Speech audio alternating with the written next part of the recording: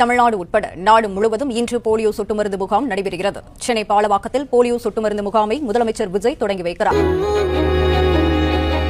சந்திக்கா மலர் உனக்குத்தான், கண்டிக்கா மொழி உனக்குத்தான், சிந்திக்கா நொடி உனக்குத்தான், சிரிக்கும் நதி உனக்குத்தானே.